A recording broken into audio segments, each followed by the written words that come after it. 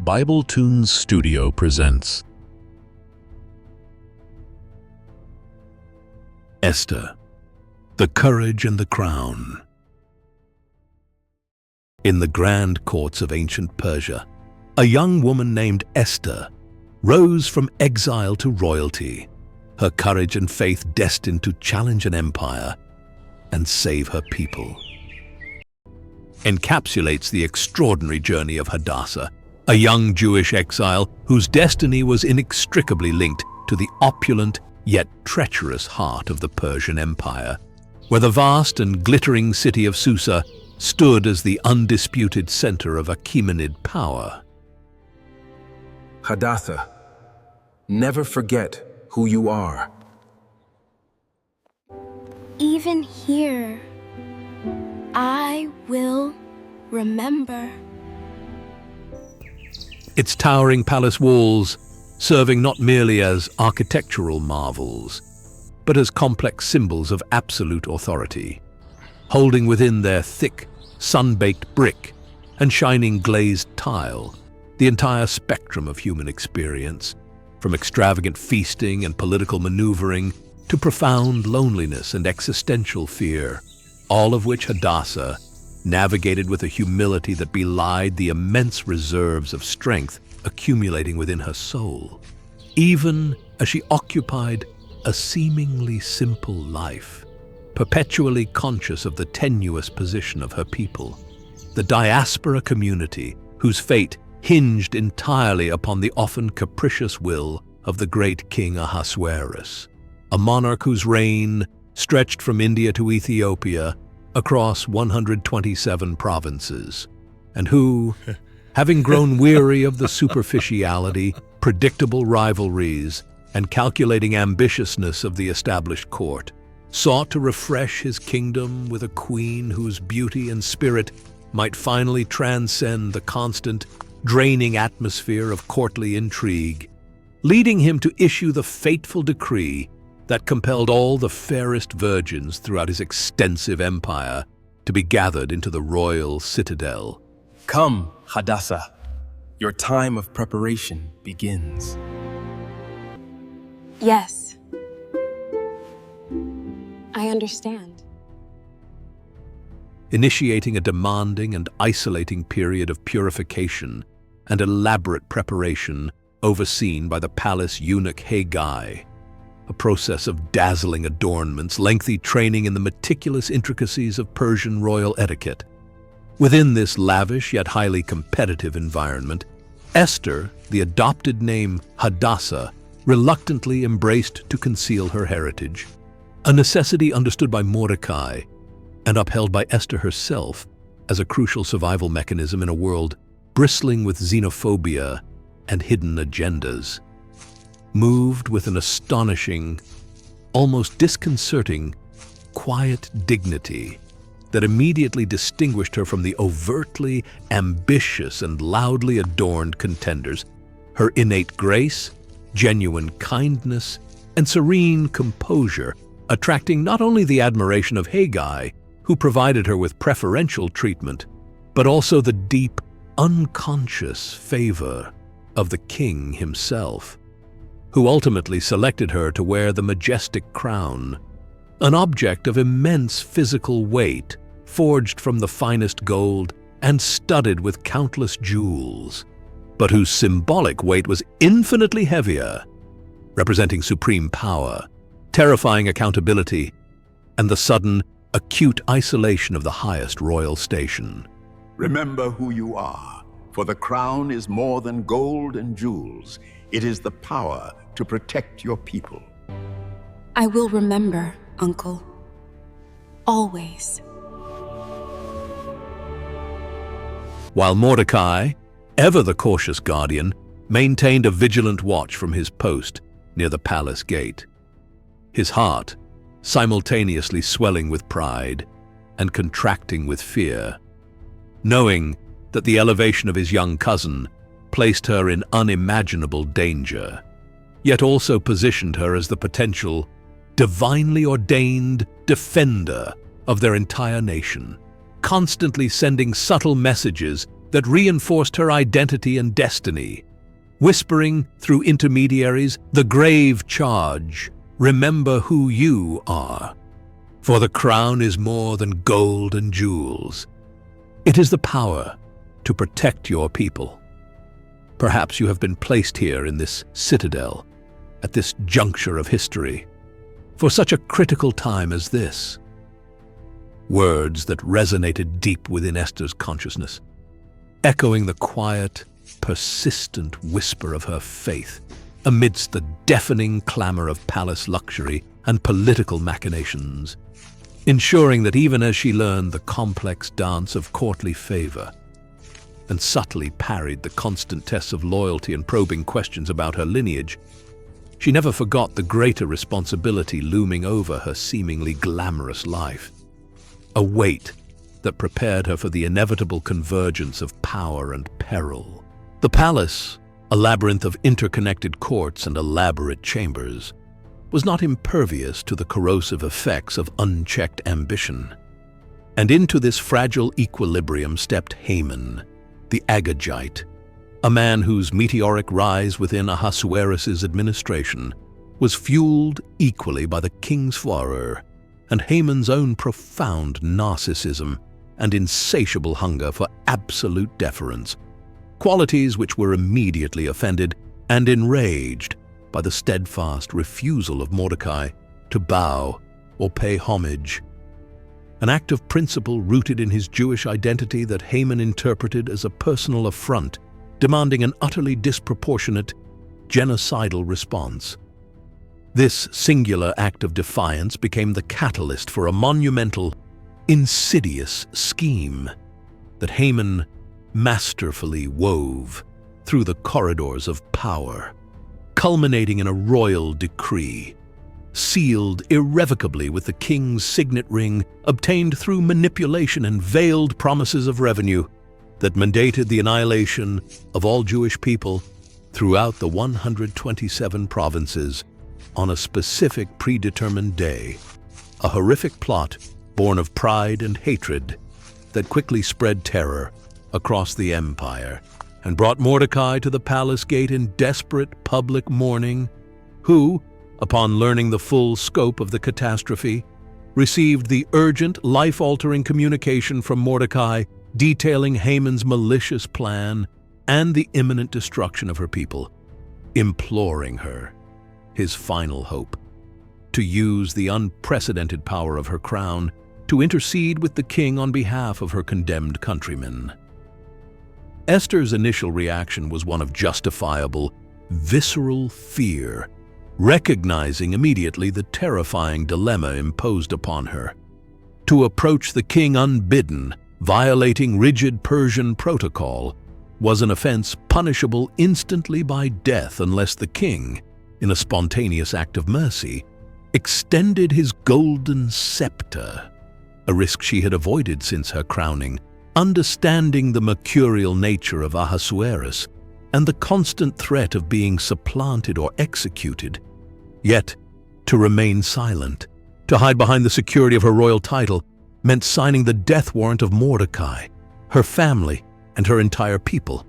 a moral abandonment that was utterly incompatible with the faith and integrity Mordecai had nurtured within her. Her mind raced, weighing the unbearable fear against the ultimate, unavoidable duty, but the forceful, resonant words of Mordecai. "Do not think that in the king's palace you will escape any more than all the other Jews. For if you keep silent at this time, relief and deliverance will arise for the Jews from another place, but you and your father's house will perish. And who knows whether you have not attained royalty for such a time as this? Finally extinguished the flame of self-preservation and ignited an unquenchable fire of resolute courage rooted in absolute faith,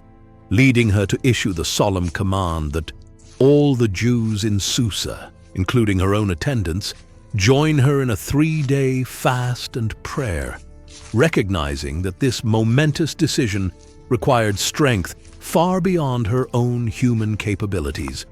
a period of silent, profound spiritual preparation during which the golden crown felt less like an object of status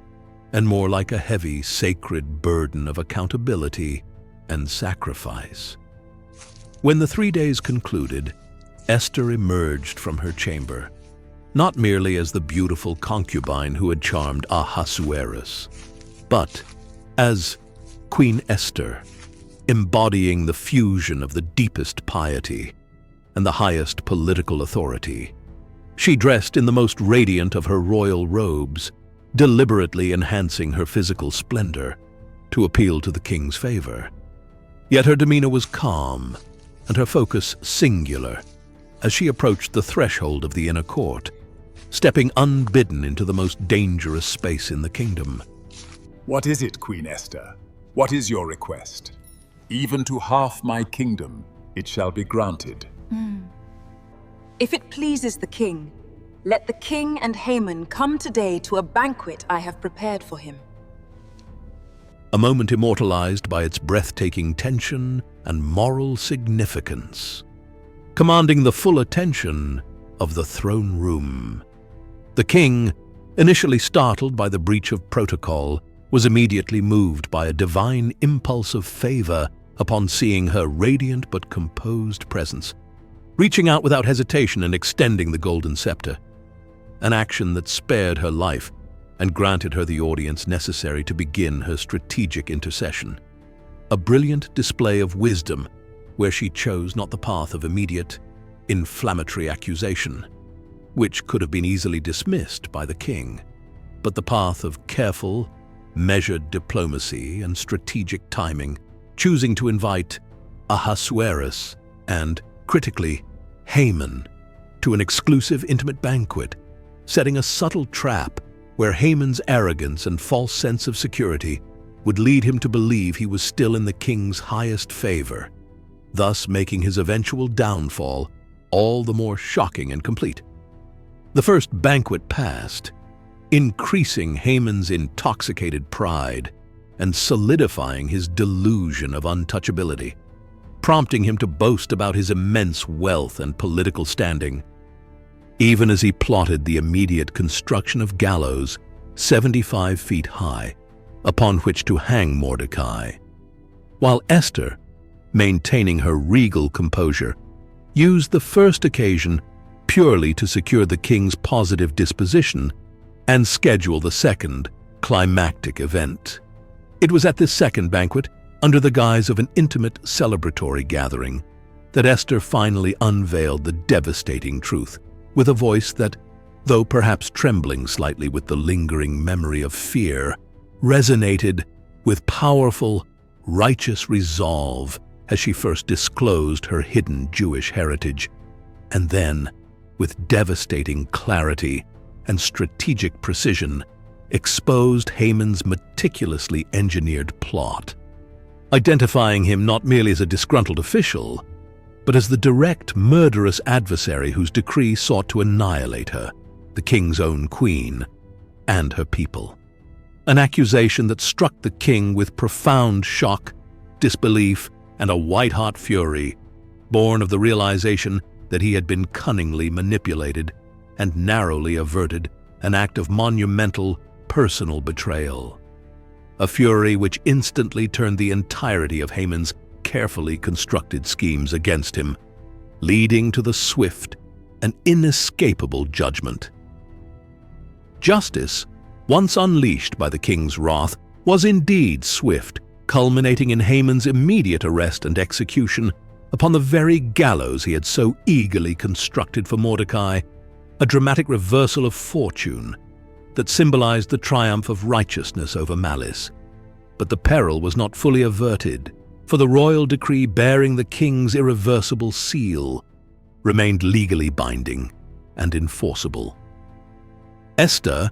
understanding the complexities of Persian law, persisted in her intercession, weeping before the king and demonstrating that her courage extended beyond the initial confrontation, demanding not just Haman's death but the safety of her people, which led to the issuance of a second counter-decree granting the Jews the irrevocable right to assemble, defend themselves, and destroy any who might attempt to execute the initial command.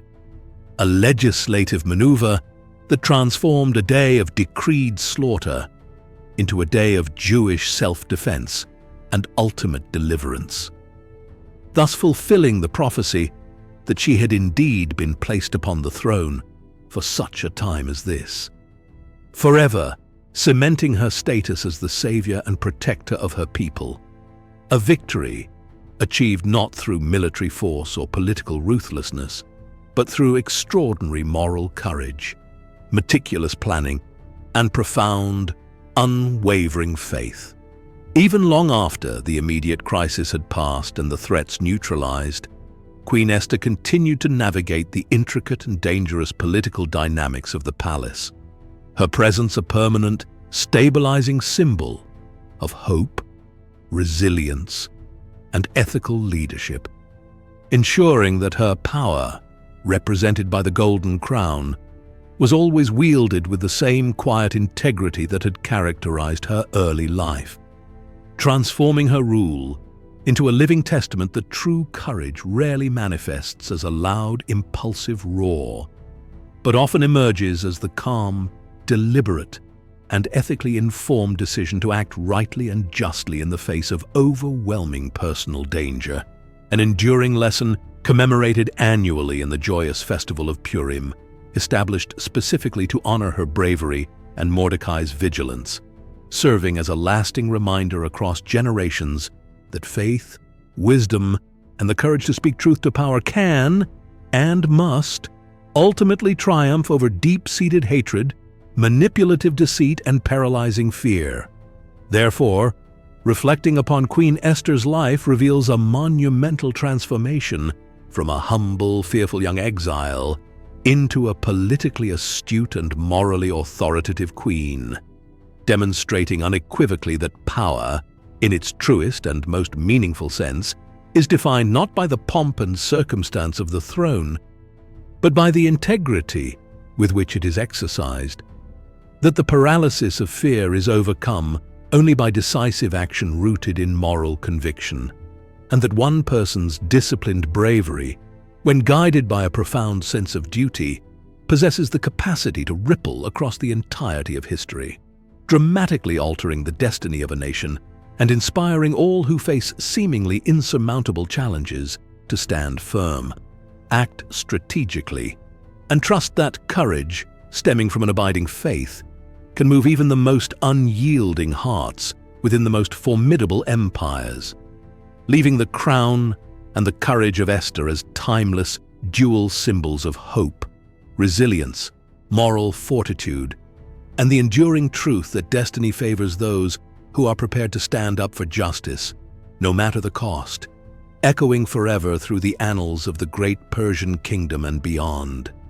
A narrative of quiet strength, conquering overwhelming evil. Her story of faith and courage still inspires hearts today.